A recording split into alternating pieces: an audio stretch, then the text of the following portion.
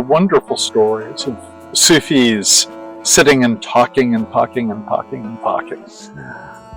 But what's the role of conversation, of talking in Sufi practice? And I ask because I honestly don't know of any other spiritual practice that places that much emphasis on it. It's completely unimaginable to say that, to have a story that, two Buddhist monks met and they spent the next week talking every moment.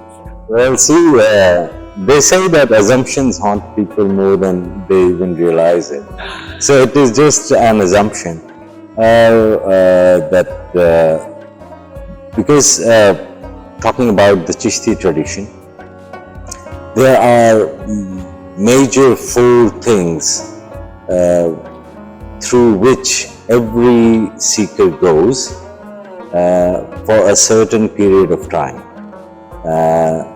Those Turks are sleeping less, right? That is one. So everybody who will be initiated into order, he'll go for a certain period of time when he'll be sleeping less.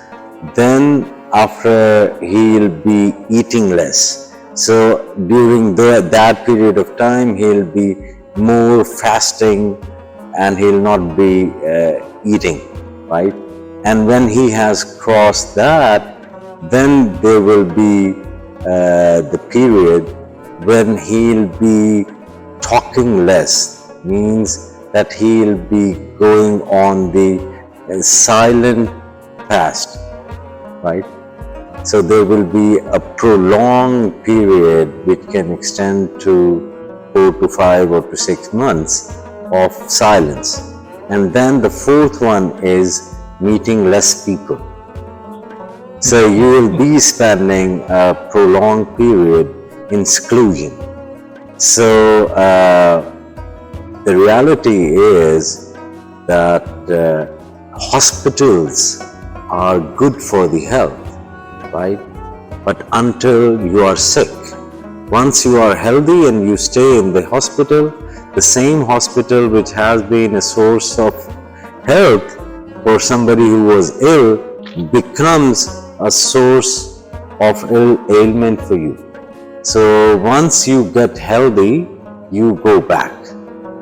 So once you go through those intense period of silence and seclusion and of eating less and sleeping less, then you come back, because now you have achieved that balance. Now you know that when to speak, what to speak, how to speak or not speak.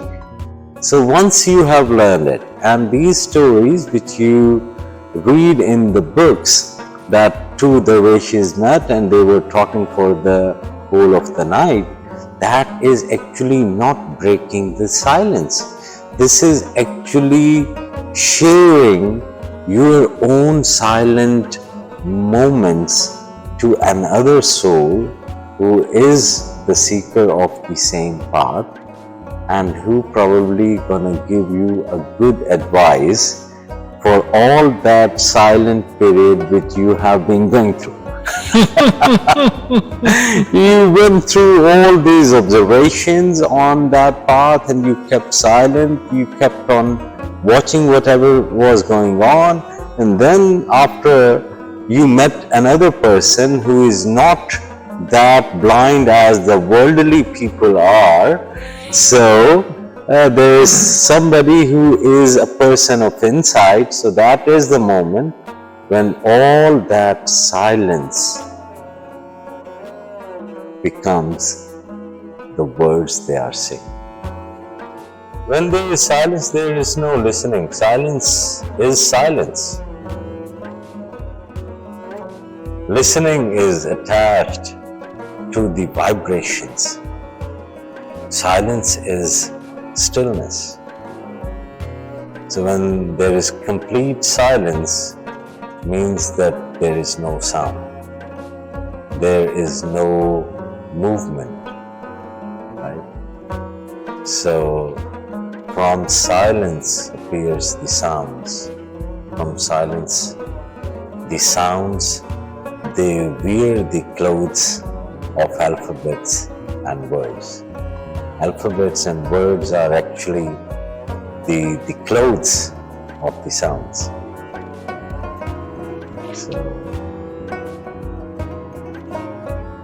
So one is not trying, one is just silent. One is not trying to listen, one is not trying to speak. Yeah. One is just silent. One is just silent. One is just silent to get to that source of life within you, that essence of your own being, because it is so subtle that it is hidden within you from the very first day of your journey on this planet Earth, and still you are unable to find it, and you are confused to find it, because you are approaching with the wrong tools, I think. So the silence takes you to that very source. But the mirage of the human being is to experience this world, to experience this physical level of existence, because this is one-time experience, and this is the gift. You have to you have to unwrap this gift. So cherish these moments of your physical existence on this earth, and live in peace and in harmony. That is the thing. Living just that you are ending up the day from dawn to dusk, if that has any meaning for you, that is perfectly fine if it is working. But for me, it seems like it's more like a robotic sort of a thing, and not a humanistic activity. But that's how it is. That's how people here are.